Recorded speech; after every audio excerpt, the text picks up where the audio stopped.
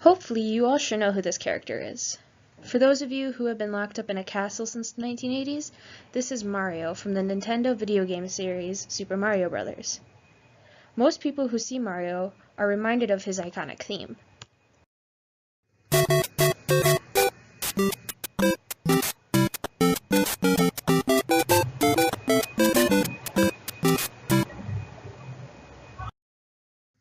This theme was crafted by the talented Koji Kondo.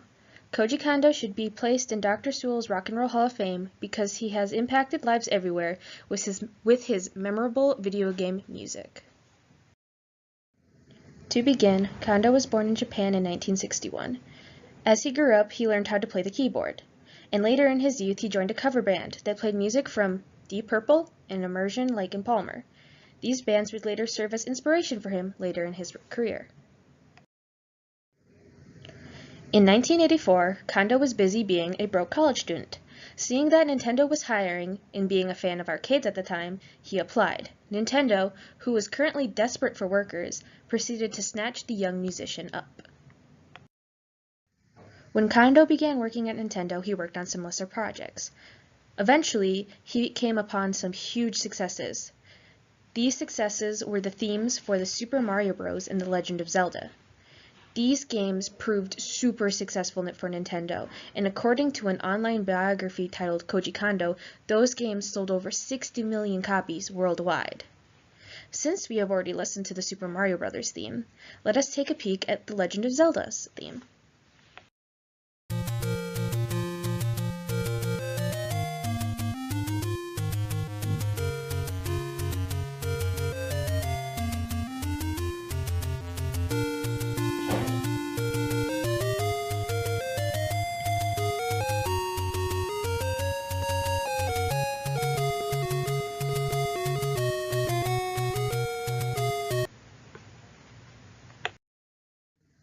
Moving on now, Nintendo saw how popular Kondo's music was, and shoved even more projects his way. Kondo accepted these projects, making mostly more music for Mario and Zelda titles. He worked on other games as well, such as Star Fox 64. Let us take a listen to a bit of his work on Star Fox 64.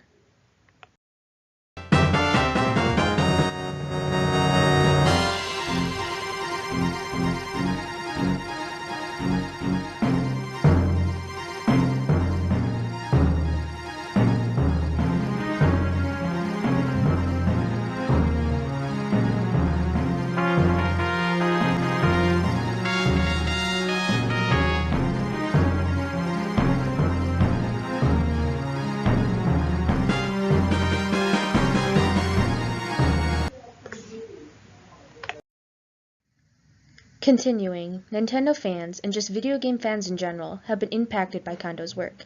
He has reached so many people, and for some, when they hear Kondo's music, they remember the happy days of their childhood. I am one of these people.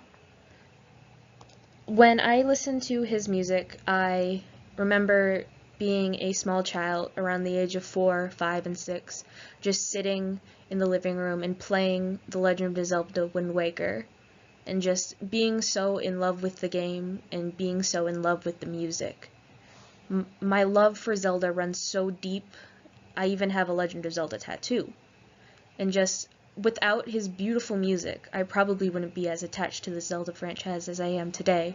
And this goes for so many other fans, and no matter if they love Nintendo, whether they've only picked up one Zelda game or one Mario game, they just know his work, and it's just so iconic. Kondo's work has also influenced other musical artists, such as Sweet Valley, Bad Bad Not Good, and Blank Banshee.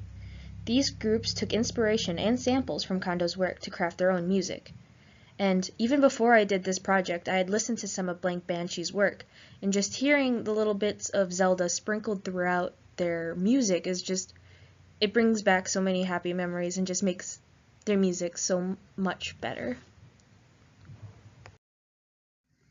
In conclusion, Kondo has impacted lives everywhere with his classic video game themes. This is why he should be included in Dr. Sewell's Rock and Roll Hall of Fame. Without him, Mario, Zelda, and other amazing titles might not have been impactful enough to make them successful. He is a huge support in the workings at Nintendo and will continue to be in the future, and he has also impacted so many lives in such a positive way. Let us end on a fun clip of him playing some classic Mario tunes.